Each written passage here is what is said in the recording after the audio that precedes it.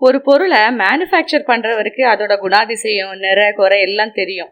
ஏன்னா அது தெரிஞ்ச பிறகுதான் அதை அவங்க இன்னொருத்தங்க கிட்டே கொடுப்பாங்க. அதே மாதிரிதான் நம்ம பேரண்ட்ஸுக்கும் நம்ம கேரக்டர் பிஹேவியர் எல்லாம் நிச்சயமா நல்லா தெரிஞ்சிருக்கும். அப்படி என் வாழ்க்கையில் நடந்த ஒரு இன்சிடென்ட் என்னன்னா, என் மகனுக்கு ஒரு 4 வயசு இருக்கும். அந்த நேரத்துல ஒரு நாள் எனக்கும் என் ஹஸ்பண்டுக்கும் சின்ன வாக்குவாதத்தினால என் ஹஸ்பண்ட் என்ன திட்டாங்க. எனக்கு சரியான காண்டு. என் மகன் அதை பார்த்துட்டே இருந்தான்.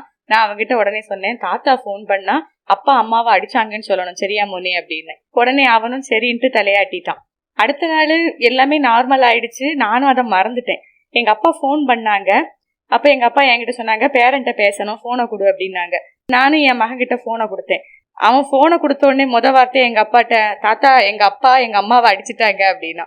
உடனே நான் போனை வாங்கி ஸ்பீக்கர்ல போட்டேன். எங்க அப்பா அவங்கிட்ட கேக்குறாங்க, இப்படி சொல்லணும்னு உங்ககிட்ட யாரு முன்ன சொல்லி கொடுத்தா அப்படின்ட்டு. அவன் எந்த பதிலும் சொல்லல. அவன் சின்ன குழந்தை இல்ல, நம்ம என்ன சொல்றோமோ அதை சொல்லுவான். உடனே எங்க அப்பா ரிப்ளை பண்றாங்க, மொன உங்க அம்மா உங்க அப்பாவை அடிச்சான்னு சொன்னா கூட நான் நம்புவேன். ஆனா உங்க அப்பா உங்க அம்மாவை அடிச்சான்னு சொன்னா பத்தியா அதை நான் கண்டிப்பா நம்ப மாட்டேன். எனக்கு தெரியும் என் பிள்ளைய பத்தி அப்படின்னாங்க. உடனே நான் போனை வாங்கி, ஏப்பா அவன் தான் சொல்றான்ல அவங்க அடிச்சாங்கன்னு அப்படின்னு சொன்னோடனே, நீ மருமோனை அடிச்சான்னு சொன்னா கூட நான் நம்புவேன், ஆனா அவன் ஒன்னு அடிச்சான்னு சொன்னா நான் நம்பவே மாட்டேன் அப்படின்ட்டு சேம் டயலாக் எனக்கு சொன்னாங்க. ஆக்சுவலா இதை நான் திருப்பி என் ஹஸ்பண்ட் கிட்ட சொல்லும் போது என் ஹஸ்பண்ட் சொல்றாங்க, ஆமா மேனுஃபேக்சர் பண்றவருக்கு பொருளை பத்தி தெரியாதா அப்படின்ட்டு. அது என்னமோ உண்மைதான். பாத்தீங்களா? உங்களுக்கு யாருக்காவது இந்த மாதிரி எக்ஸ்பீரியன்ஸ் இருக்கா?